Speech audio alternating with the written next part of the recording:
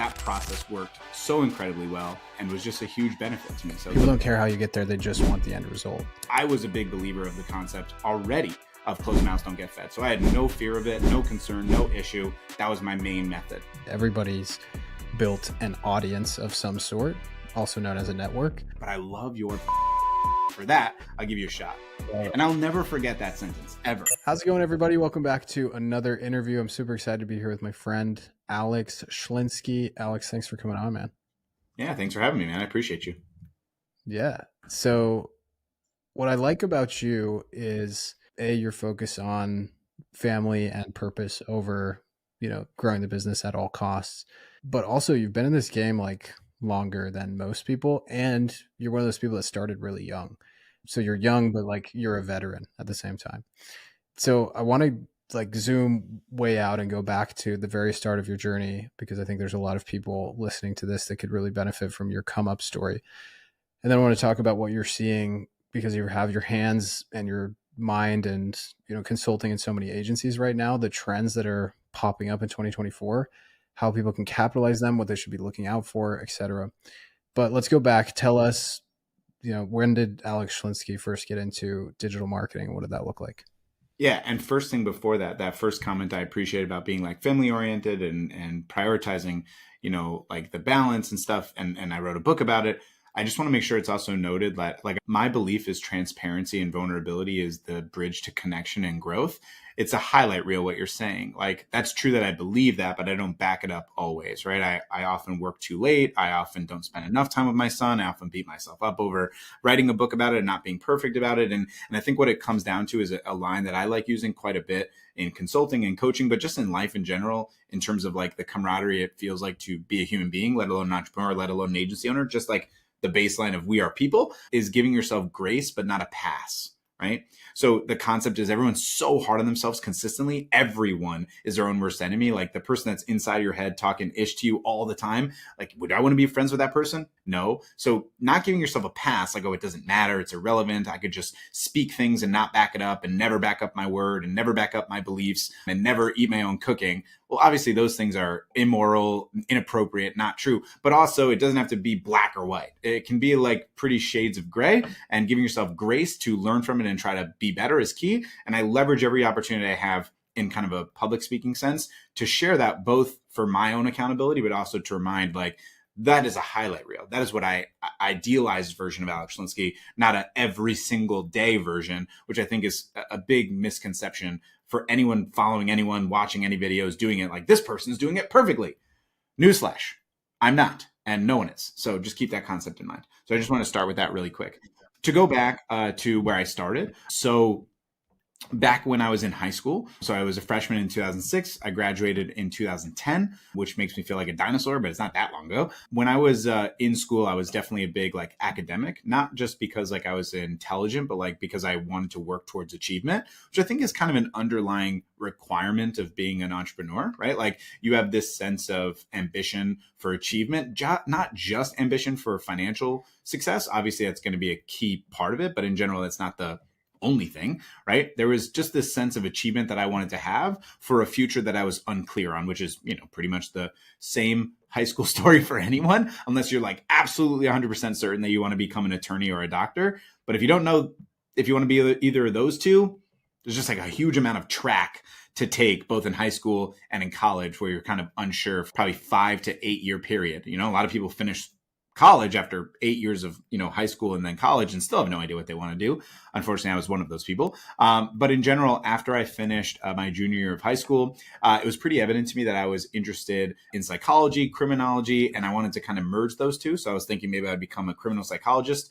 And then secondly, maybe become an attorney. So kind of like the mix of either one of those. That was kind of where I was at in the path of my life. Probably was watching a little bit of too much ID Discovery and like, I think like sensationalizing those kind of things, because when you watch it on television, they do such a good job making it like, oh, in 60 minutes, it was all wrapped up. But that's not really how it is in real life. So I did a externship in my before senior year with a neighbor who was an attorney, a personal injury attorney and a criminal defense attorney. And I'll never forget this. I went into his office for the first day of, our work together in the summer. I dressed up all spiffy. I got a new suit. My parents got me a new suit. I remember going to his car. This is kind of a large man. 280-pound man fitting into a really small BMW convertible. His cup, like his cup holder was an ashtray, but I don't mean like he had an ashtray. I mean, he made the cup holder an ashtray, just to paint the picture for you of this kind of person that I was dealing with. I get into the car. He asked me, as we're driving to Miami courthouse, why do you want to be an attorney? And I gave him the answer that I thought, like, 18-year-old Alex, should get. I want to make a difference. I want to be ambitious. I want to help people that are, incorrectly convicted, yada, yada, yada. And his response was, my mission over the next 2 months is to make sure you definitely do not become an attorney. And he spent the next 30-minute drive talking about how crappy it is to be an attorney and how he's felt like his life has been cornered and all this stuff. And in my life at that point, Keaton, I had never been indoctrinated to anything hard knocks lifestyle wise. Everything I was built into was based off of you can accomplish anything you set your mind to. If you work for it, you can achieve it. Very nurturing environment, very little like real life. Life is super hard. This is the challenges. These are the things, even if you do everything correct, you can still feel pitfalled.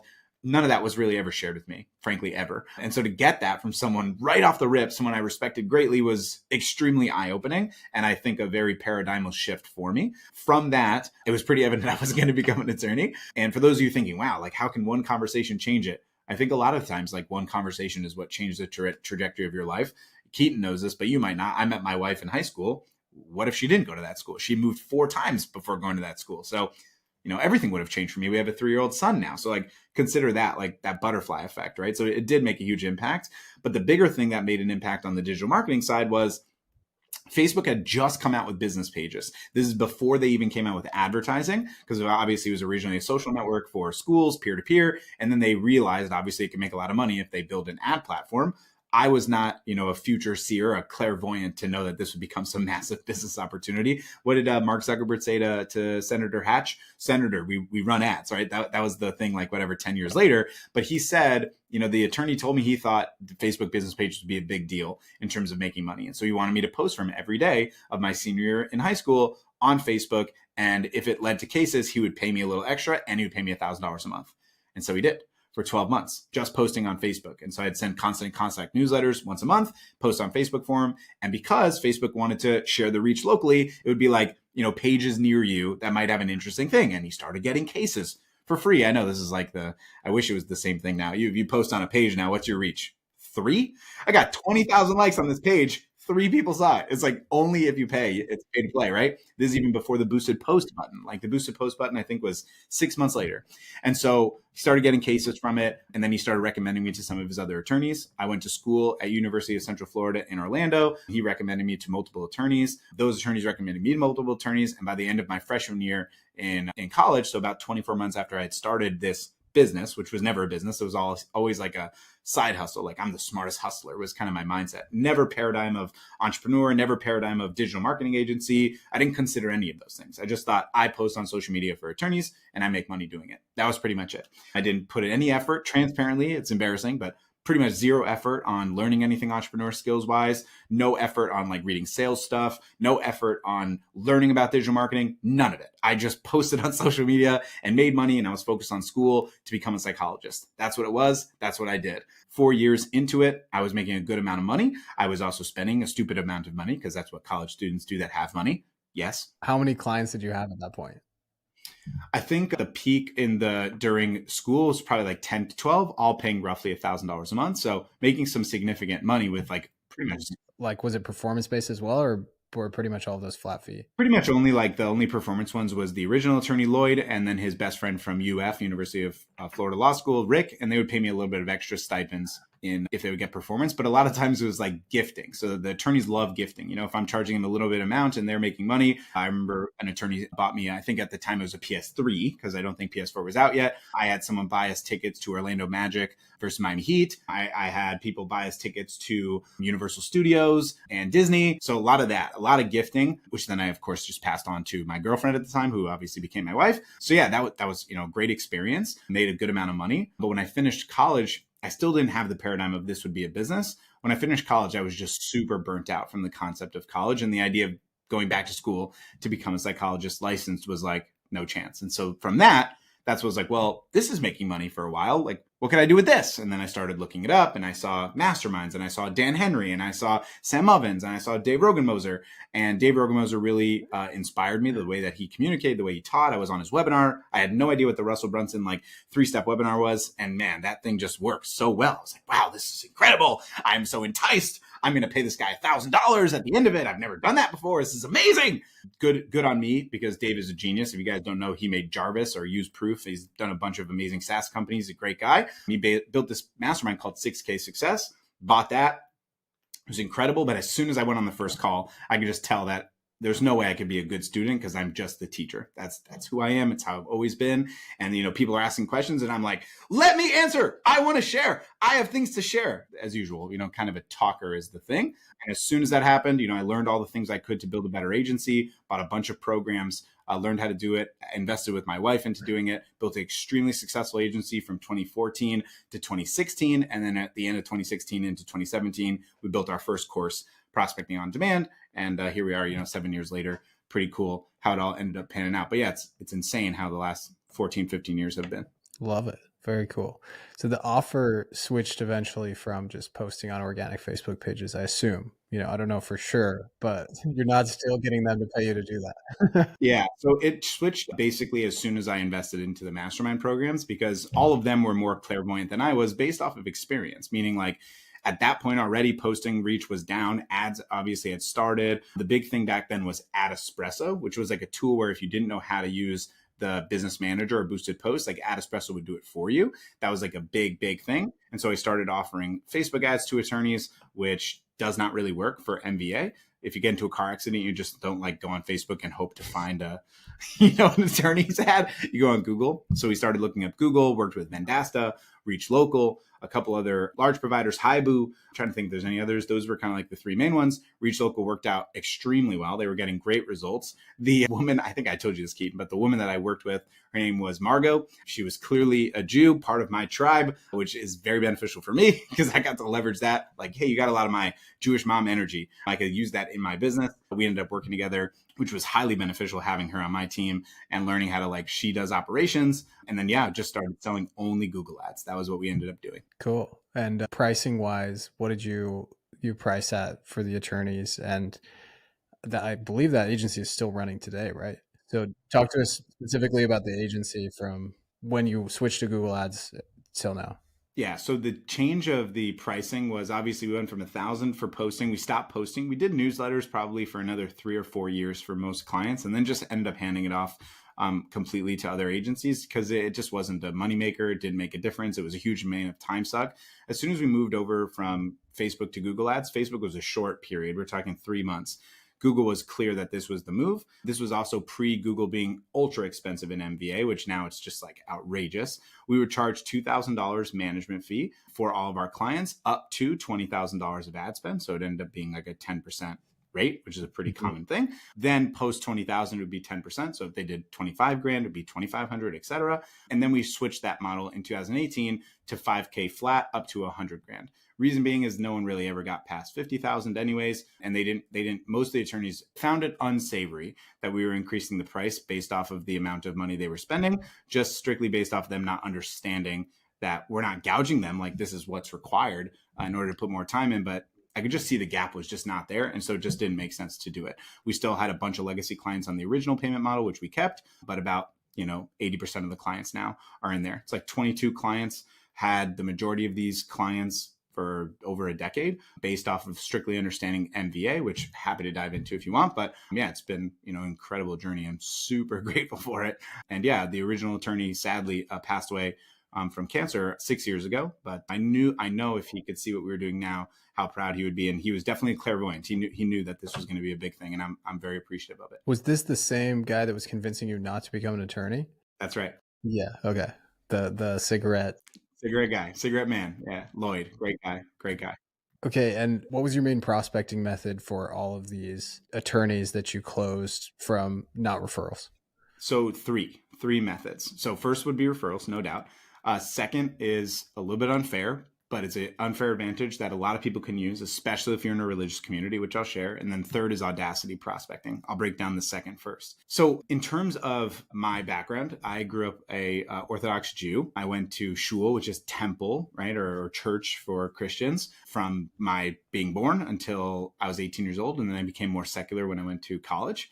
And basically in our temple, it's kind of a stereotype that Jews are like attorneys, doctors, or accountants, but it's kind of a reasonable stereotype. There's some truth to it, I would say. A lot of our temple's shul, so we had like a 300, 400 person family, temple. Might have been people. I might be mixing up families versus people, but regardless, like 300 to 500 people, and a large majority of them were attorneys, a huge amount. And so part of the being like a member of the synagogue is you have like a list and a phone book of all these people. Before I ever knew what a word VA was, like I never understood that. I knew what Google was, and I would literally sit there, search their name, and do it. Also, my dad was a hugely beneficial thing because you got to be in the know in your community. Also, my dad was the president of the temple. So I'm going through the list. I'm like, who's an attorney? Who's an attorney? Who's an attorney? And I would just mark them down, and I would call them straight up. I'm Joshua Schlinsky's son, the president of the shul. Everyone knows who my dad is. I'm calling because I'm running this business. And I used and leveraged multiple cards. And I recommend this to everyone I work with, doing it ethically, but I leverage cards, right? I'm a member of your temple. I'm a young entrepreneur. I'm trying to make this work. I've already worked with Lloyd Mankius. I'm trying to provide for my family. Like all of these things were cards that I would leverage to the point that they can start thinking about me in an emotional human connection sense rather than the dollars and cents sense, right? And that made a massive benefit for me. Now, balding, 32 years old, have a 3-year-old son, been in the business a lot longer. The cards aren't the same anymore, right? The cards aren't the same. So particularly if you're a younger entrepreneur, leverage all the cards, right? A squeaky wheel gets oiled, a closed mouth doesn't get fed, right? Are you going to be the person that is asking the people in the security line at the airport, hey, I'm going to miss my flight, please, can I get by? Or are you going to be the one that is too meek to say anything? You're going to be stuck behind all these people and you're going to miss your flight on purpose.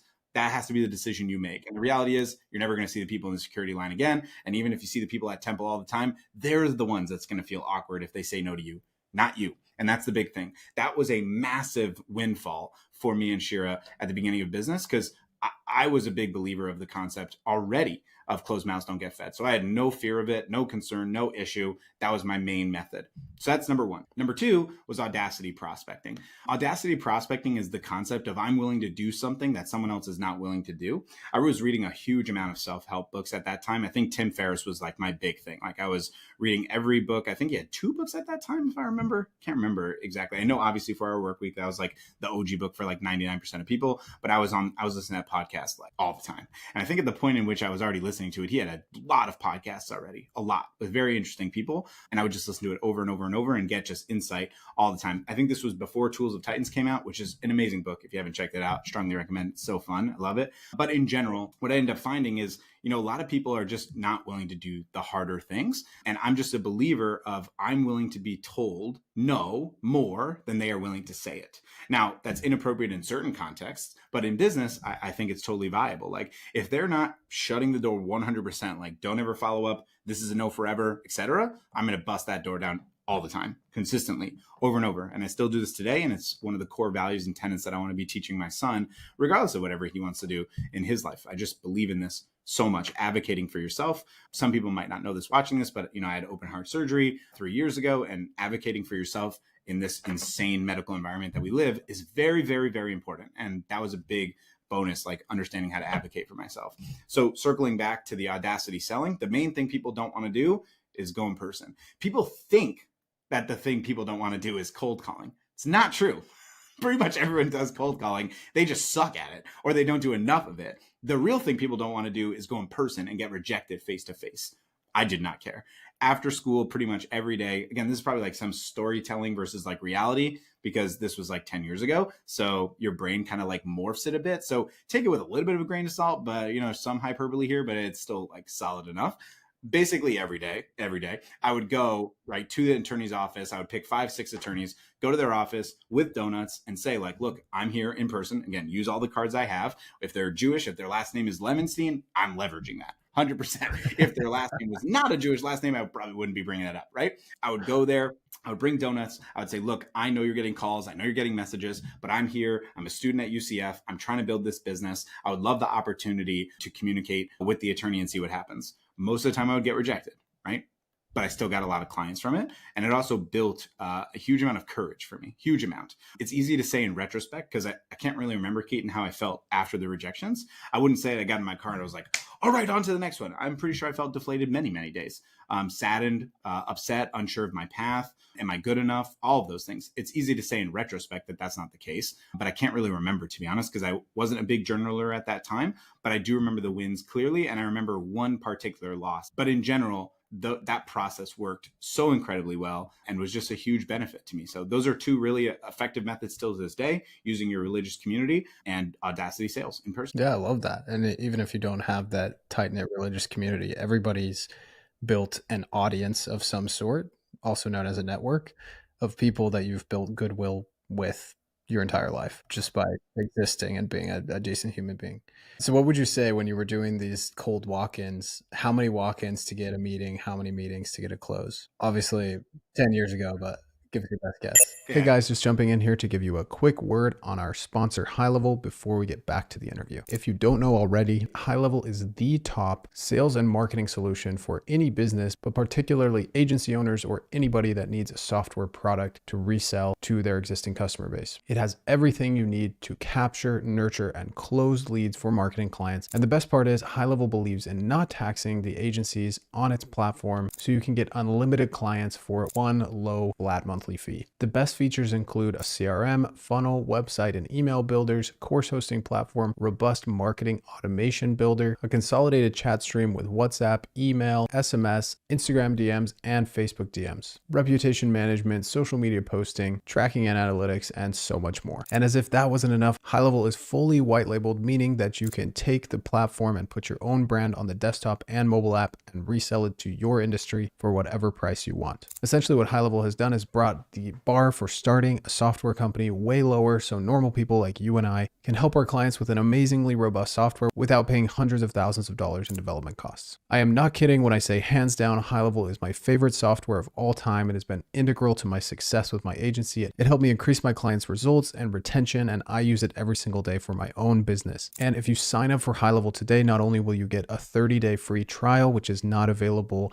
on their website, but you'll get all of the bonuses listed at itskeaton.com/mastermind, which gets you support, templates, and courses to kickstart your High Level journey and get those first few clients or scale to your next few clients. If you're already a High Level customer, you can also get all of those bonuses by upgrading to the next highest plan underneath my link. Instructions for that are also at itskeaton.com/mastermind. Yeah, it's hard to say, honestly. I would say, to my recollection, I probably did this over like a 6-month period pretty religiously, because I lived in Orlando, which is the most competitive MVA, motor vehicle accident space, in the entire United States, for one obvious reason, which is Disney. If you guys don't know how the MVA space works, basically they make 30% pre-litigation and 40% post-litigation. So pre-litigation means a case was settled. Post-litigation means it was litigated in court, and then they get 40% of that. They don't get paid anything up front. Obviously, they want catastrophic cases. This is why people call it ambulance chasers, people that die that shouldn't have died in a car accident because of a drunk driver or someone at fault, or unfortunately,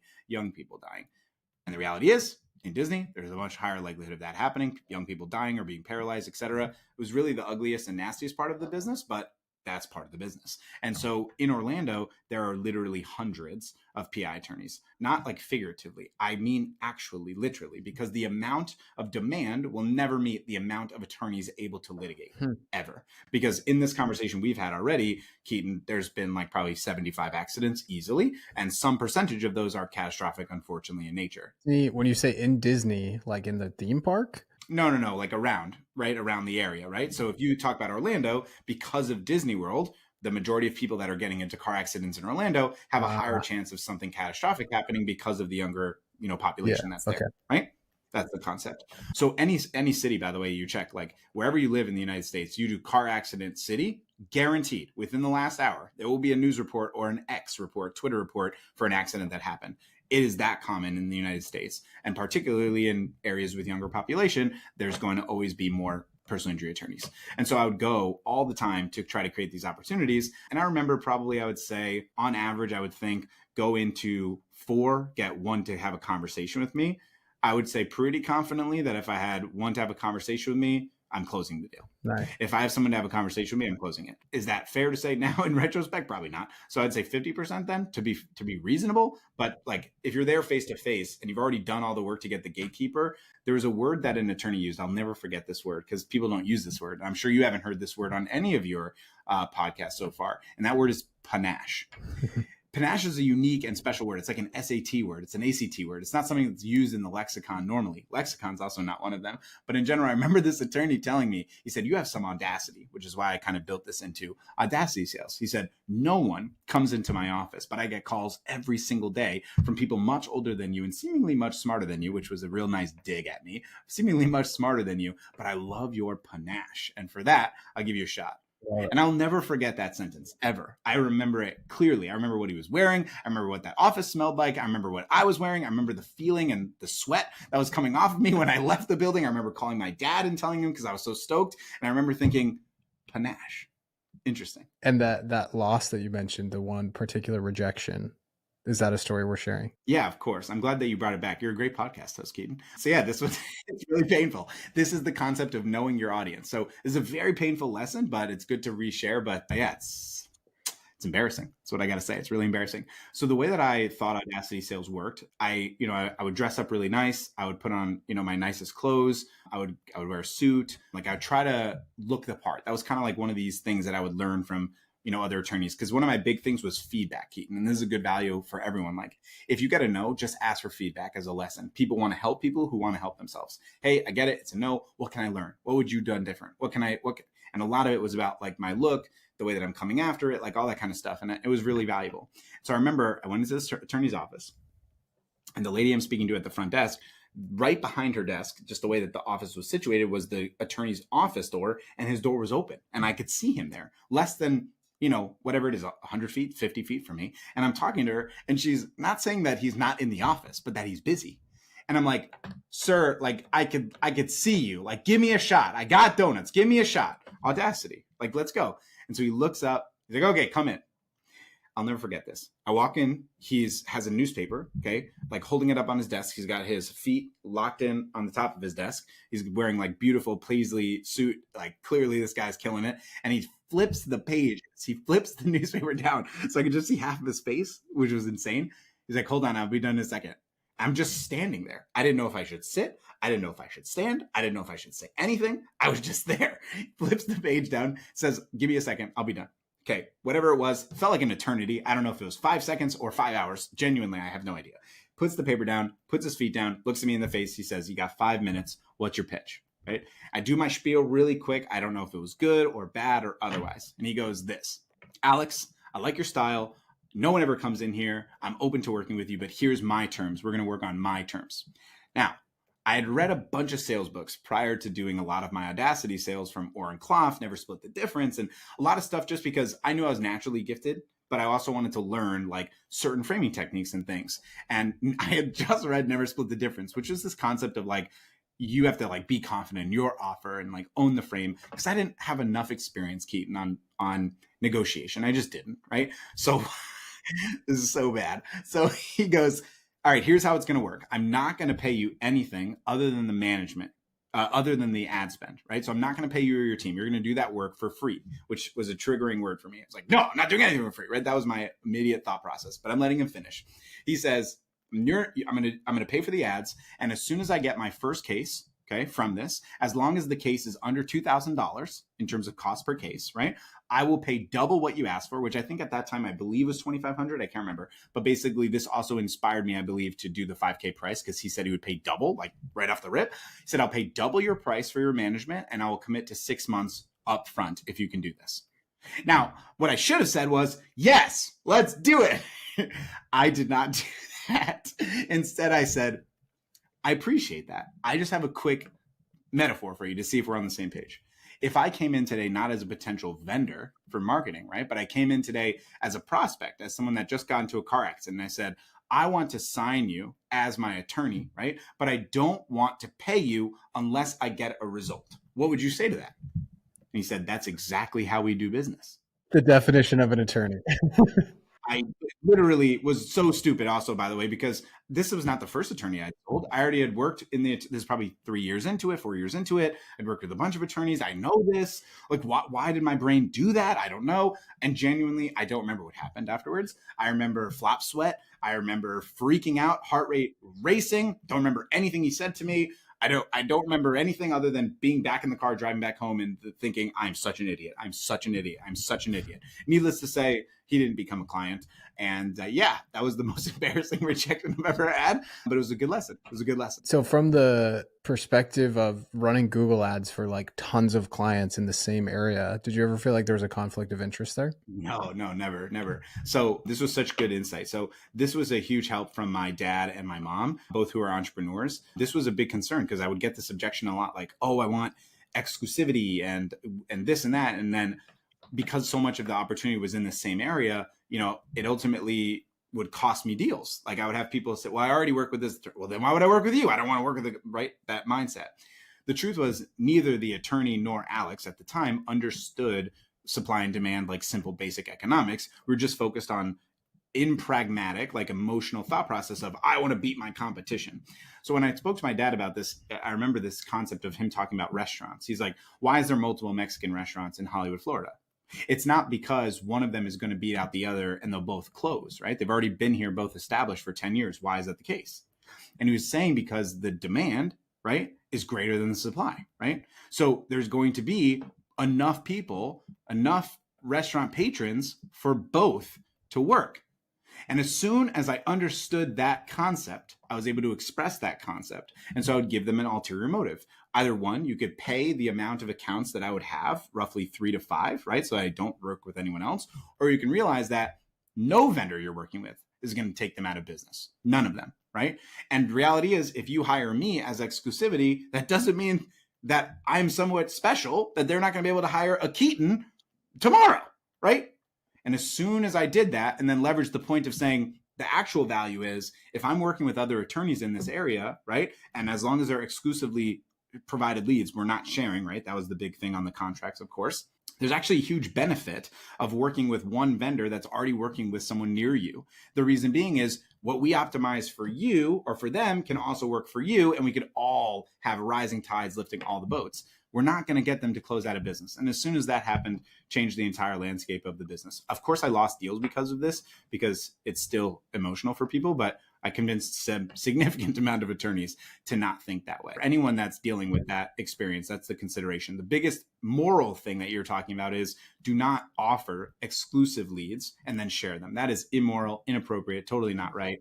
I'm not going to sit on a high horse and say I didn't do that. I definitely did that when I was younger because I was stupid. And then I got caught doing that. And then when you get caught, that's when you realize something's bad. When you don't get caught, you're like, I'm so savvy. No, you're not savvy. You're just being an idiot. So anyways, that's just, lessons learned. Love the come up story. There's a lot I learned about you from this, and it's inspiring to think about the young Alex hustling with the donuts. And it's a lesson that more young people today need to learn because, sitting in your basement with your laptop, like some people, I've students that I just tell, you need to go to networking events. Like that's what you need to do. And then they come back the next week. They're like, I sent more DMs. I'm like, no, did you go to the networking event? Because no, Keaton, I didn't, it was on Wednesday and I had to pick up my dog and, I made every excuse under the book. And so I didn't do it. Yeah. It's some social skills that are declining in today's world. So it's getting more and more impressive. More audacity, baby. Yes, exactly. Okay, so fast forward to now, you've worked with how many agencies at this point? Thousands for sure. Like the original course we sold like over 1,500 people into, and then POD as the mentorship program, easily over 1,000. So probably like 2,500 or so. But then also like the non-client like impact from speaking at events and all that kind of stuff, like just thousands and thousands of entrepreneurs. Okay, so what's the difference you've seen in like the most successful clients that you've ever had and those that kind of struggle? It's a great question. So I would say two things. One, I'm like a big believer in the concept of like we help winners win faster, not that we are the reason why someone wins. I just think that is totally inappropriate and unfair and a mindset that I really want to make sure I don't portray to anyone, like that we're the reasons why someone succeeded. We're the reason why someone succeeded faster. Yeah. That's what I believe. I also think there's an indication or a thought process where people are like, this person's a loser and this person's a winner. I think everyone is capable of winning as long as they understand a couple core tenets. Number one is actions over outcomes. Like one of my main things that I do, Keaton, obviously is sales coaching, as you're aware, right? Like that's a big core tenet of my life, of my coaching. I do it in corporate sales consulting. I do sales consulting for my clients. I still do sales myself. I love it. I'm very interested in how the human brain works, decision-making, psychology. I love that stuff, right? But no matter how good I am, and I am very good, no matter how good I am and no matter how good I coach, no matter how good someone is, there's no magic abracadabra model, right? No matter how good the offer is, no matter how good guarantee is, whatever, that someone magically like pays you, right? There just is none. What is understanding the levers you have to pull, like the available levers you have, pulling all of those levers, right? And then from that, did you get the outcome you wanted, right? And sometimes you could do every single thing correctly and the outcome doesn't happen the way you want to. And worse, and this is why entrepreneurs really struggle, is you can also do like a lot of things wrong and it still works out in your favor in the outcomes, right? So the concept is that consistency of understanding the difference between actions over outcomes. And there was a extremely valuable lesson I had with this that I wanted to share that I think would be impactful for everyone. So going back to my jewelry, right? I'm not exactly the most athletic person. It's not really part of our, genetic tribe here in general. So when I was younger, at like 10, 11 years old, I was part of a Little League baseball crew. I was the closer for the baseball team, meaning the last person that pitches. I remember this one game particularly where, I was end of the game, throw a pitch, the guy gets a hit, we lose the game. After the game, usually it's like hot dogs, snow cones, hang out. I remember like storming off the mound, not even taking my cleats off, which was a big thing for my dad. Take your cleats off before the car. I'll always remember that. Just getting into his car. And my dad got the message. He was like, okay, cool. We drive in my dad's car back to my house, 10 minutes. I don't say one word. He doesn't say one word. I go back to my house and I do that like 11-year-old teenager thing that's kind of annoying where you like walk in, you like slam your door to try to get attention, right? My dad comes in. He doesn't like slamming doors. Why are you upset? And now I'm like angry, crying. You know why I'm upset. I wanted to win, etc. And he sat down, tried to slow me down. And he said, Alex, I know you wanted to win. What do you think the batter wanted? And it blew my mind. The concept blew my mind. I'm the youngest of 3 brothers. The world in my mind revolved around me. That was a concept. And my parents used to say all the time, like, the world does not revolve around you. Not in a negative way, but just in a way like other people's feelings matter and like experiences matter and how you treat people. Like that was the lesson, right? Not that you don't matter. But in general, it didn't really attach, like it did because of certain sense of ego, lack of intuition and understanding, prefrontal cortex not fully like formed. I just didn't get it until then. And as soon as he said that, obviously it was logical. Well, he wanted to win too. And so now what we had is 2 results that we both wanted the same result, which means one of us can't get it, right? And so he explained to me, okay, you did it, right? You wanted an outcome. You didn't get it. They got the outcome. Okay, let me ask you the next question. Did you try your best? I said, of course, I always try my best. He said, could you have practiced more? I said, I don't know. I feel like I practiced a lot. I said, okay, could you have thrown the pitch a little bit different if you had done this lesson prior? I don't know. I tried my best. He said, if you tried your best, you left everything out on the field, right? And the outcome didn't happen, then ultimately that's all you can hang your hat on. Sometimes in life, you will do everything right. You will give it your best. And ultimately the outcome doesn't happen the way you want to. And that is life. And that's okay. And we'll move on. And thankfully in this scenario, it's a baseball game. It doesn't really matter. And when he said that, it really impacted me. And it's something that I've taken with me from this day to now to everyone I coach and work with, particularly young people, which is the concept that it's frustrating, Keaton, when you know you're doing everything right, when you're told to do these things and you do them right, and then the outcome still doesn't happen. And that's because of this concept of locus of control. You don't have control over what someone else does. No matter how good you are at manipulation, at building a better offer, no matter what, there's no way you can force someone to pay you money, right? There's just no way. No matter how good of a con artist you are, no matter how good of an ethical salesperson you are, you cannot force it. It's impossible. But there's one thing you can control, and that is your effort. And that is the actions that you put in. That, to me, unquestionably, is the number one indicator of someone who's going to be successful.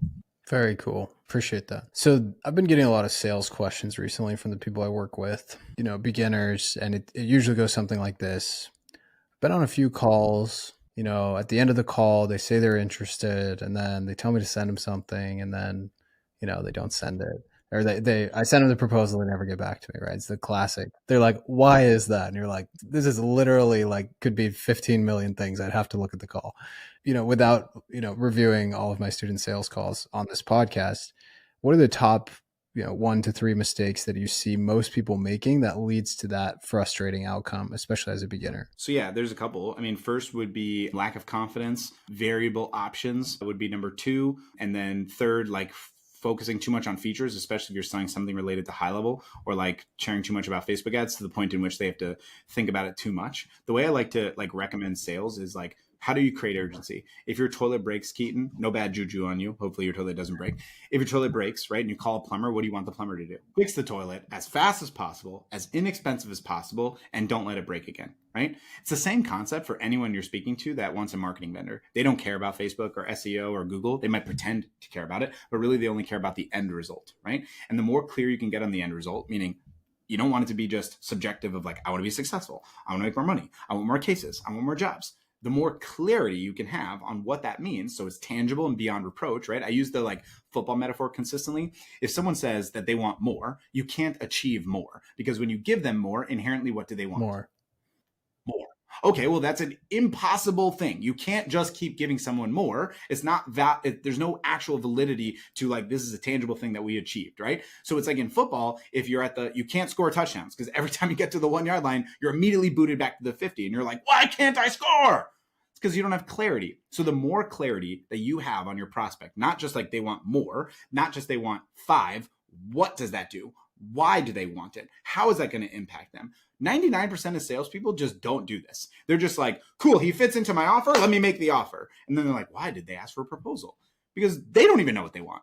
Because inherently, we just live in a capitalist, imperialist world. Nothing wrong with that. But just in general, like the ambition for entrepreneurs and human beings is pretty much the same. It's like grow. There's literally a mantra, like a hustle mantra. If you're not growing, you're dying, which is an insane comment. But in general, that's literally like the paradigm of thought that human beings, not just entrepreneurs, have. And so if you're on a call and you just let the paradigm be, I want to be successful, I want to make more money, I want more jobs, and you don't have actual clarity of what they want, what their real problem is, why, well, then of course they're not going to be able to decide, because you are amongst 1,000 other people that are offering them the same thing. How could they possibly feel comfortable making that decision? So when you simplify options, you don't offer multiple things. It's not, do you want a Snickers or a Twix? It's just, do you need this Snickers, right? Because when you do Snickers or Twix, you might say, well, Alex, okay, that's only 2 options.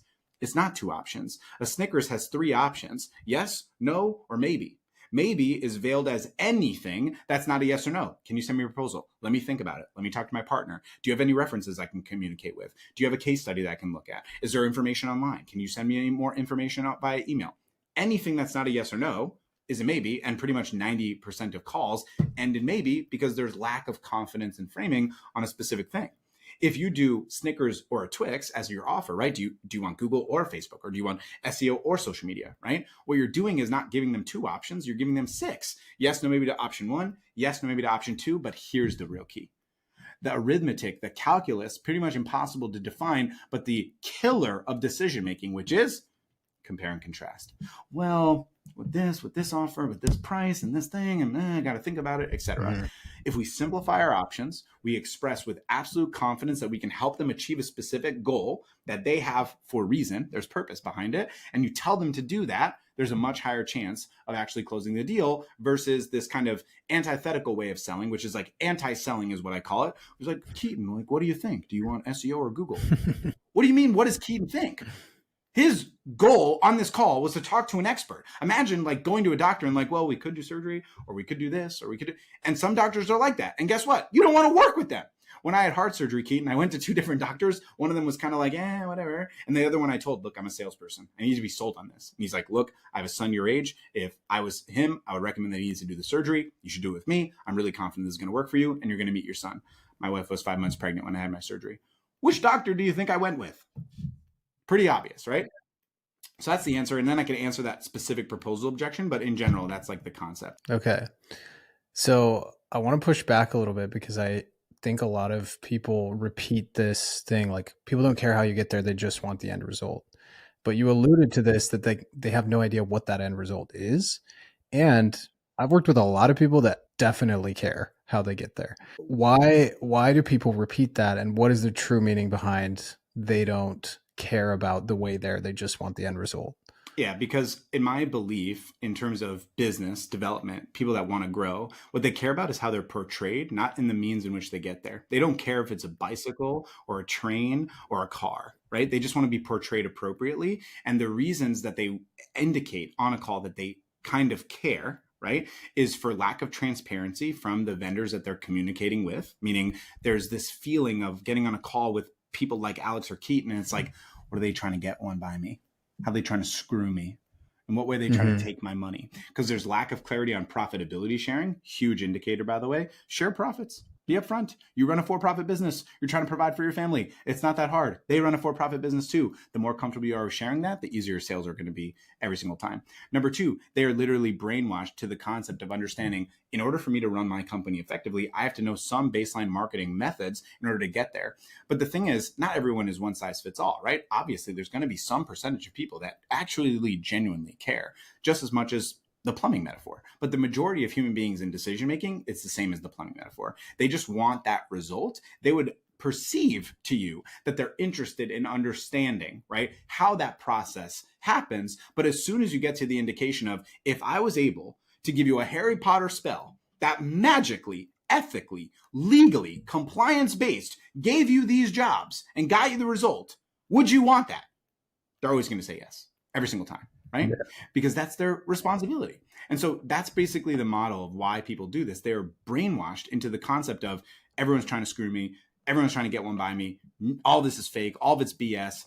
And because it's a lot of marketer and sales speak, instead of just transparency, the more transparent you are, the more authentic you are, the more confident you are, the more comfortable this person will be to make a decision based on the emotion and the pragmatism. And it needs to be both. You got to marry both. You have to marry both. Pragmatism in terms of, this amount of money goes in, this amount of money comes back, and emotional of, I'm going to take care of you. I'm not going to screw you. Here's how, here's why. And ultimately, this is going to be the best fit for you. Hopefully that clarifies. No, that's great. That profit sharing thing you've mentioned, I've never heard before. What do you mean by that? How do you just upfront say, these are my costs to run this? Not upfront, like in the midst of the conversation. So for example, I was at an attorney conference last week with one of my clients, right? And it's the same concept. What do they say, Keaton, when they come to what makes you different? Right? It's like, well, nothing makes us different. Like, we could sit here and say something makes us different, but like, it's BS. It's like fake speak. There's nothing that makes you different if you run a marketing agency that does Google ads for attorneys. How many do that? Are some better? Sure. Will the attorney ever know that? No. Will we ever know that? No, because we don't work with the whatever 7,000 other agencies that do this. So how are we going to say that? What do you want us to say, Mr. Attorney? They suck, we're good. Like, is that what you want? What do you want us to say? What is an actual differentiator? Transparency, the amount that you are willing to share. And so what I say is, look, the price per lead is $350. This person I was with does a pay-per-lead model. The price per lead is $350. Just so you know this transparently, right? We're not gouging you on price, okay? We make basically $50 to $75 profit per lead. Our price is basically like $275 to $300. That's how we make a living. That's how we provide for our family, right? Got a 3-year-old. I'm trying to make a living for them. That's how we do it. When that happens, you could see the flashlights open up in their eyes, because every person you talk to is thinking, how is he trying to screw me? How much does it actually cost him? Right? But as soon as you tell the transparency, they're like, oh, well, that makes sense, obviously. Yeah, you got to make money. You don't go to a restaurant and buy a $48 steak and be like, well, hopefully they paid $48 for this. No, that's impossible, right? Of course it's going to cost them less. But the willingness to be transparent about those things make people comfortable. And you will see, if you do that on your sales calls, it will make a massive difference, because they're always thinking, how is this guy trying to get one behind me? How is he trying to screw me? Because the market is already saturated in terms of pretty much any business you speak to in any industry, right, has already tried to work with a Keaton or an Alex. They've tried.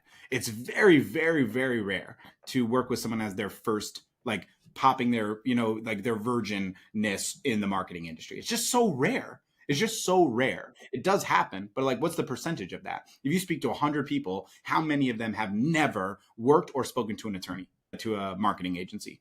2, 3, like super, super small. So the rest of them all have the same preconceived notion. He's trying to screw me. It's BS. It's the old like car salesman thing, like that's literally what it is. We're just now the new age car salesman selling marketing, slinging marketing services on the side of the road. SEO doesn't work. I tried it with another company. It doesn't work. Keaton, we had someone come into our vendor list. He's like, marketing doesn't work. I tried $1,000. It's crazy. I tried $1,000 on Google ads in Miami and it didn't work. I'm like, Well, one, you worked with an idiot company that said $1,000 is enough. Like literally just that click could be $500. What are we talking about here? Right? It's just transparency that really makes a difference. Yeah, I really like that. And for anyone listening that doesn't do like per lead, like you can just average out what the average cost per lead is based on your retainer and say something similar like that. 100%. Yeah, you can also always just tell them like, look, like, and to be fair with our management fee, it's, roughly like we make 10 to 15% profit on that fee. That's how we provide for our family and, pay our team fairly. We feel like that's fair. Who's going to say that's not fair? And great news. If someone says it's not fair, you just saved yourself the worst client in the entire planet, right? Congrats. Now you don't have to work with the worst person. Like, no, I want you to make 2% and work, slave away at this all day long so that you have to, you're a dog. Like, it's crazy, it's just crazy. Okay. So there's so much to dive into sales wise and I feel like this is one of your massive strengths. So I want to stay on this vein for a little bit longer, but Sure. Trying to think how I want to ask this. So talk to me about structure. You mentioned a few things as far as the issues that most beginners run into. They're not clarifying enough what the prospect's actual goal is. They're not providing a clear path to get there, potentially, or a clear like outcome within a time frame. But you mentioned a couple other things, and I want to go a little bit deeper into there, but show me how they fit into like the general framework of a call, where the myths, the sales tropes that just get repeated over and over again that aren't actually true. Bust those as you go along, if you could. Yeah. So, I mean, like, I'll give you just a really simple sales framework that is super highly effective and works extremely well for, closing deals. And this is my model, right? The one call close. Basically, the one call close doesn't mean that you failed if you didn't get paid on the first call. Because again, no matter what magic you have, there's no way to guarantee that, right? It's just that you nix, and this is one of those big ones that you're talking about, this trope of like, I'm going to qualify and then demo. It's just asinine, right? When we consider our most valuable asset is our time. It's the most valuable thing we have. People watching this podcast, the time that Keaton is giving, the time that Alex is giving, both of us have young children. We cannot get that time back no matter what we do. This time comes and then it is gone, right? And as someone who, again, had surgery 3 years ago and almost died when he was 29 years old, I take my time extremely seriously. And so if someone is giving you their time, not their credit card, their time, it's significantly more valuable than their credit card. I know your brain is focused on the credit card. I get why. You're trying to build a business and make money, and you can't buy things just with time alone, but I get the concept, right? That time is the most valuable asset we have. So the idea that you would set up your sales conversations in a way that you're going to do a qualification and then a separate demo on a separate day where all these additional variables can come in that are out of your control, right? We were talking about locus of control, is asinine. So my model is we qualify and demo on the same call, or we disqualify if they're not a good fit. Pretty simple, right? So it looks like this in the front end frames, pretty simple stuff, right? Time result frame, how long the call is going to be, and the purpose of the call. Now, is this a mandatory frame? No. The reason that you do it is because you'll get one objection one time, and then you will always do this frame. And that one objection looks like this. It is 3:50, whatever, right? And the call started at 3:30. And you are like, okay, cool, I'm about to get into my demo portion. And then the person says, hey, I got 5 minutes left. Can you get to the gist of it? And then we could schedule more tomorrow. Call's dead. Deal's dead, right? And that's because you didn't frame the amount of time. It sucks when that happens. Everyone will experience it at least once. And then I promise you will never, ever screw up that time frame again. The frame looks something like this: 3, 2, 1. Hey, Keaton, really appreciate your time today. Thanks so much for it. We'll chat probably like 45 minutes to an hour. Is that cool with you? Perfect. My goal on the call is just to learn more about what your firm is doing for marketing, how it can help you get to case capacity, and ultimately see if we're a good fit to work together at Sky Social Media. If I feel comfortable that we can help, I'll be more than happy to make an offer to you. If I don't think we can help, I'll just try to point you in the best direction I possibly can and make this call worth your time. Sound good? Cool. Super simple frame on the front end. It's easy. If you forget this, the next frame is important. Mandatory, necessary, got to do it. Find the thesaurus for other words than mandatory, insert all of them right here, and then you'll understand what I'm talking about. This is required. You have to do this frame. And that's the why are you on this call frame, okay? If we consider again that time is the most valuable asset that we have, okay? Why are they giving it to us for $0? Why? Why are they giving it to us and not their spouse, not their kids, not their clients, not themselves? Why are they giving it to us? For some reason. Now, here's the scary thing. A lot of people give away their time unintentionally because I was going to say they're stupid. I think that's probably a little too aggressive. I just think a lot of people just are very unintentional with their time in general, and it just is what it is. So when you get to a point where you say 3, 2, 1, look, Keaton, like I said, time's our most valuable asset. I'm super grateful you're giving it to me. I want to make sure I make this call worth your while and deliver for you. What are you hoping for from this call? Why are you giving me this time? So when you reframe the time, right, it helps them think that this is not just a credit card that you're getting, right? But it's actually the time that's the most valuable asset that they're giving you, right? Because a lot of people, when they're on sales calls, kind of like clutch at the pearls of the credit card. Like, I'm not going to give him it. I'm not going to give him it. I don't make calls. I don't make decisions in one call, right? But what they're doing is giving you already a significantly more valuable thing than their credit card. When we are getting clarity on the why frame, right, we understand now that we're going to have urgency, intention, and desired outcome, right? So how fast they want to move on a decision, what their goal is for the call, and what outcome they want. But in general, the why frame, right, gives you clarity on 3 things, right? Urgency, desired outcome, okay, and ultimately intention. A best prospect would say something along the lines of like, hey, I saw your ad online that you help chiropractors get more patients. I'm really trying to get more patients before Q1 ends because I've been struggling with this for quite some time. And I'm trying to figure out a vendor that can help me do that, right? You get clarity on how fast they want to make a decision, what their ideal outcome is, and what their ideal experience is on this conversation. When you do this well, you'll identify very fast who are the most qualified prospects you have, and also who's probably not really ready to make any sort of decision at all. Now, again, if you get just one of the 3, it's still valuable. If someone says to you, I saw your ad and I just wanted to kind of see what you're all about.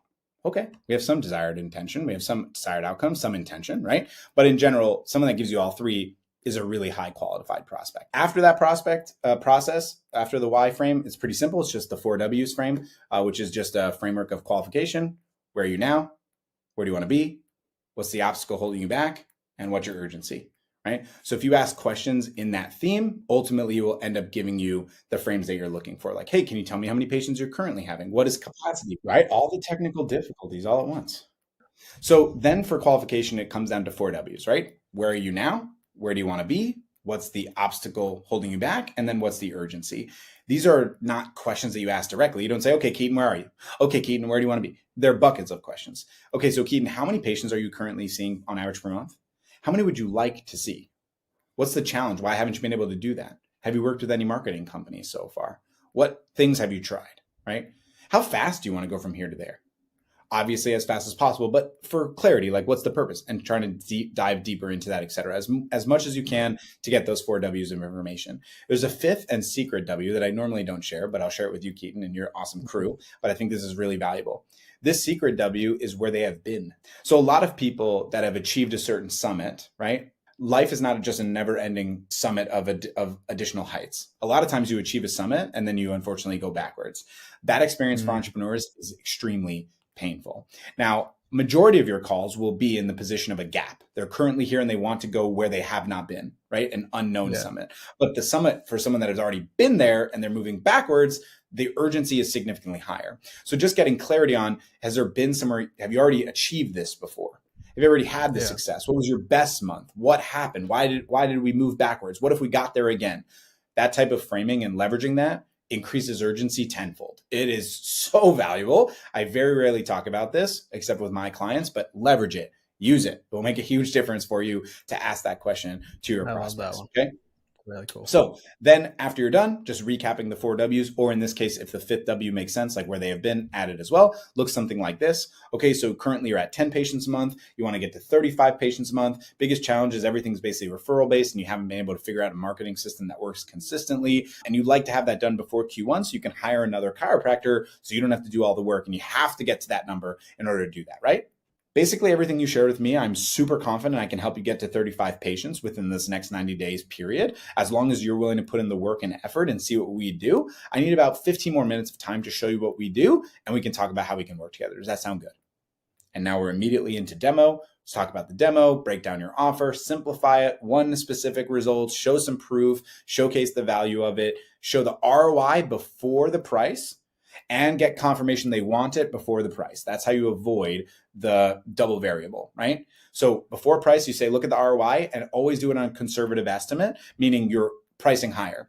Say I was charging you $5,000 a month. I'm not. Chill. Just say that. If I am, and you do that, and then do the math, right? Then you say, here's why it's a no-brainer. I'm only charging you $2,500 a month. That model works extremely well. It's called strong price anchoring. It's super effective. Shitty price anchoring, I don't know, I haven't cursed the whole time. I did pretty good. Bad price anchoring is unethically telling someone, well, I charge $3,500, but if you decide today, it will be $1,200. That is lazy, bad, garbage, removes trust. Don't do it. So anyways, that's the model. Pretty simple. The framework at the end is tell to sell. If you guys are ending your calls with questions, what do you think? You're just doing lazy. It's just lazy. Try to build some passion into this and care. Like if you really believe in your product and you really believe that it will help someone and you really believe that it's the right fit for them, what's your responsibility? Just tell them. If you're worried about it coming off too aggressive, then your intention is incorrect. Your intention needs to be the desire to support, the desire to help, the desire to make an impact, the desire to really actually get someone the result that they want. And for Keaton, I know you know this, but for anyone that's watching that maybe hasn't had this experience, there's something very special about selling someone, right? Hard selling, if you want to say that. I don't think that's the case, but if that's how you want to say it, hard selling someone, convincing someone to pay you, and then getting them that result. There's something very special about that and very fulfilling about that, just as much as it's very crappy when it doesn't happen, which of course that happens because no one's perfect. Of course we don't get the result every time. It doesn't mean you're a bad person or a bad salesperson. It's just those are the variables outside of our control. But when you get it, there's something so empowering from that. And the more that you do it, the more empowering you're going to become and the more confident you will be in your offer. And I just think this is like the anti-selling model is basically like spreading awareness instead of guiding decisions. Guys, people suck at decision making. They're really bad at it. That's why every single person understands the concept of, hey, babe, what do you want to have for dinner tonight? I don't know. What do you want to have? Why? For nothing. It's literally a nothing thing. Why does everyone do that? Because the amount of decisions you have to make every single day, financial or time-wise, or either, it's incalculable. There's so many, conscious and unconscious. And so now you're asking them a time investment and a financial investment in a siloed conversation that they can't differentiate who Keaton is, who Alex is, who Derek is, who Michelle is, and the million other messages they're getting. How could they possibly make a decision? You guide the decision. It's called priming. By guiding someone with confidence, it increases their thought process to say yes. It doesn't mean you're doing anything unethical unless you're doing it unethically. But this is literally what con artists do. It's not that people are stupid. I think that's such a lazy thing, by the way. People are like, oh, I would never get conned. Very smart people get conned, period. Why? Because people know how to manipulate people. I know how to manipulate people. I just really try very hard to do it ethically as possible. Am I perfect? Definitely not. Am I beyond reproach? Definitely not. Have I done stupid shit in the past? Absolutely. I just try my best moving forward to be the best person I could be and do things the best way with the right intention. But the more you're concerned about, am I coming off aggressive? Am I coming off confident? What you're doing really is just seeding doubt. And when you seed doubt, it's like blood in the water for a shark. It's poison. It kills you, it kills the prospect, and the deal dies. Period. Remember, you do not control the perception of the prospect you're speaking to. The only thing that you control, right, is your intention. It's why, okay, news flash alert, trigger alert, here we go. It's why people can listen to a Donald Trump speech, right? Okay. And it's not edited. We're not playing this game. It's not edited. It's just a speech, right? 10-minute spiel. A huge group of people be like, that was amazing. I loved it. And another huge group of people, that was terrible. I hate him. Yes, of course, there's other variables and factors, but just based off of that speech alone, how is the perception different? Because we're human beings. Everyone perceives things differently. Someone might perceive your confidence as aggressiveness, and someone might perceive your confidence as exactly what they're looking for to pay you. That doesn't mean you did anything wrong, but it has to be all about your intention. Your intention has to come from a place of care, love, desire, belief, passion, authenticity, transparency, and lastly, confidence. Love it. So the tell to sell frame is, I know you can do this. Here it is. I want you to join. 100%. I want this for you. I know this is going to work. If I fast forward 90 days into the future, you would be running through a brick wall to make this happen. I'm telling you. I believe this wholeheartedly. Love it. Cool. Alex, where can people find you if they need to get more of this sales goodness?